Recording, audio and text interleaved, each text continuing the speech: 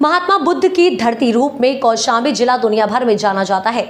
उत्तर प्रदेश की कौशाम्बी लोकसभा सीट पर चुनाव को लेकर माहौल बनता नजर आ रहा है। प्रयागराज मंडल के तहत आने वाले कौशाम्बी जिले का इतिहास ज्यादा पुराना नहीं है। वर्तमान में कौशाम्बी जिला 4 अप्रैल 1997 को इलाहाबाद अब प्रयागराज जिले से काट कर बनाया गया था। अनुसूचित जाति के लिए रिजर्व कौशाम्बी लोकसभा सीट पर बीजेपी का कब्जा है। पार्टी के प्रत्याशी विनोद कुमार सोनकर यहां से लोकसभा सांसद हैं। सोनकर लोकसभा में एथिक्स कमेटी के चेयरमैन भी रहे हैं। सोनकर पिछले 10 साल से यहां पर सांसद हैं। कौशाम्बी जिला उत्तर में प्रतापगढ़, पश्चिम में फतेहपुर, दक्षिण में चित्रकूट और पूर्व में प्रयागराज जिले से घिरा हुआ है।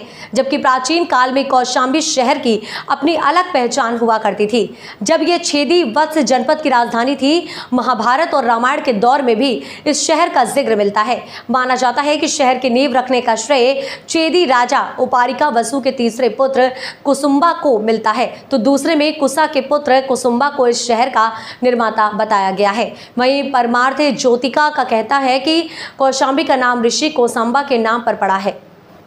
अनुसूचित जाति के लिए रिजर्व कौशाम्बी संसदीय सीट के तहत 5 विधानसभा सीटें आती हैं, जिसमें सिराथू विधानसभा सीट भी शामिल है। 2022 के विधानसभा चुनाव में बीजेपी को एक भी सीट नहीं मिली थी। इसी संसदीय सीट के तहत सिराथू विधानसभा सीट पर भी बीजेपी को तगड़ा झटका लगा था। बीजेपी की ओर से मैदान में डिप्टी सीएम केशव प्रसाद मौर्य थे, तो उनके सामने समाजवादी पार्टी गठबंधन ने पल्लवी पटेल को उतारा था। देर रात तक चली काउंटिंग के बाद जीत पल्लवी पटेल के खाते में आई और वह 6841 मतों के अंतर से चुनाव जीत गई। 2019 के संसदीय चुनाव में कौशाम्बी लोकसभा सीट पर जीत बीजेपी के विनोद कुमार सोनकर को मिली थी। चुनाव बीजेपी के सोनकर को 3,83,009 वोट मिले, जबकि समाजवादी पार्टी के इंद्रजीत सरोज 3,44,287 वोट ही हासिल कर सके। तीसरे स्थान पर जनसत्ता दल के शैलेंद्र कुमार पासी रहे। रोमांचक मुकाबले के बाद विनोद सोनकर ने महज 38,722 मतों के अंतर से चुनाव जीत लिया था। इससे पहले 2014 के आम चुनाव में भी यह सीट बीजेपी की झोली में गई थी। बीजेपी की ओर से विनोद कुमार सोनकर ने सपा के प्रत्याशी और सांसद शैलेंद्र कुमार को कड़े संघर्ष के बाद 42,900 मतों के अंतर से हरा दिया। यह क्षेत्र जनसत्ता दल पार्टी के प्रमुख रघुराज प्रताप सिंह उर्फ राजा भैया की वजह से भी काफी चर्चा में रहता है।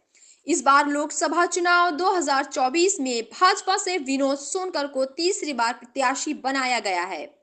वहीं समाजवादी पार्टी से इंद्रजीत सरोज के बेटे पुष्पेंद्र सरोज को प्रत्याशी बनाया गया और बीएसपी से शुभ नारायण गौतम चुनाव लड़ रहे हैं।